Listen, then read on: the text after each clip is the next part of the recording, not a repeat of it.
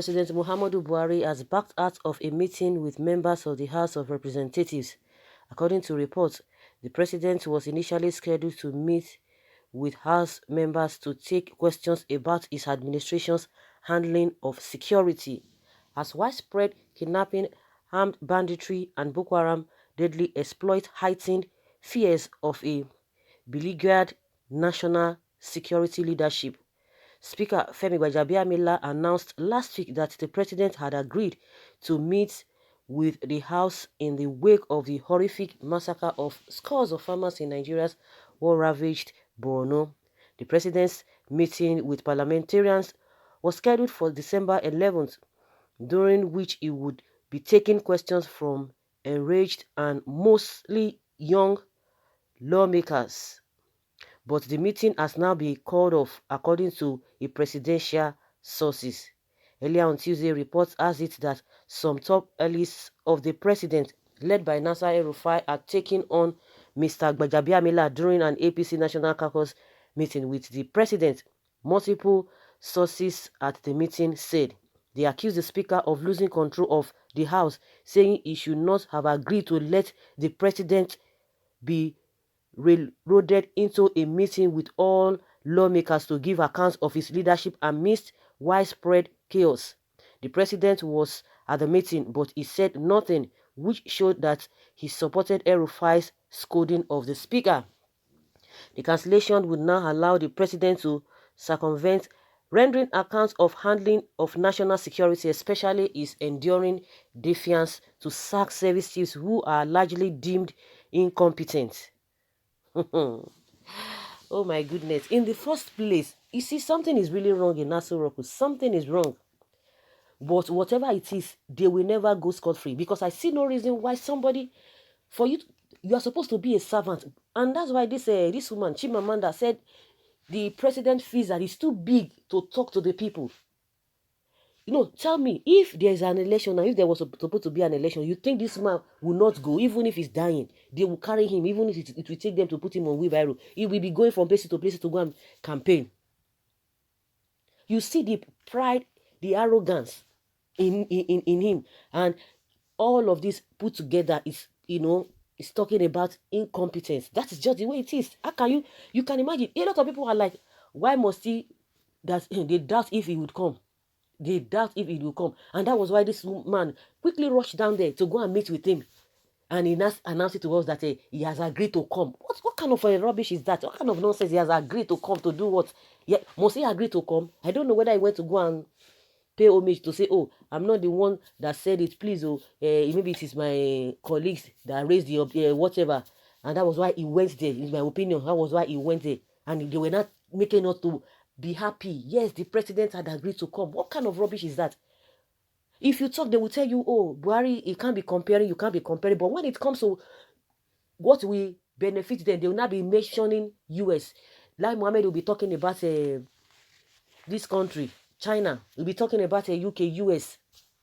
And meanwhile, they will forget the good things that these people are doing to their people. The politicians over there. But they want to copy the area at which they are disciplined, not really disciplined, they are making policy for everybody to obey. They will go and pick that one. And they have forgotten that even all those policies that all of those other countries are making, they themselves, they are not above the law because they will file in.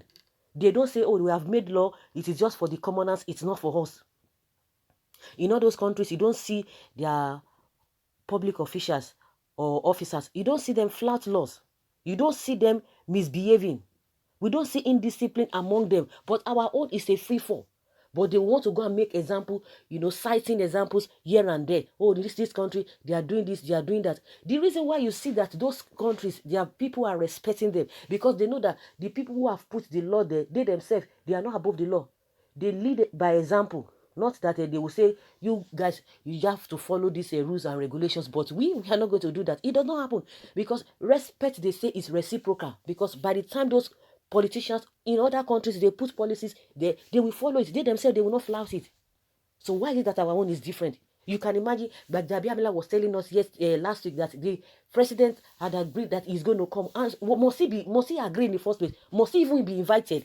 Because if he had done the needful, If he has done the right thing by speaking, there will be no need for people to invite him again, because we're going to be here. Everybody will be hearing what he's saying every minute per second, per minute per second. Even during the so-called lockdown, and when the during the lockdown of this coronavirus, he could not even speak.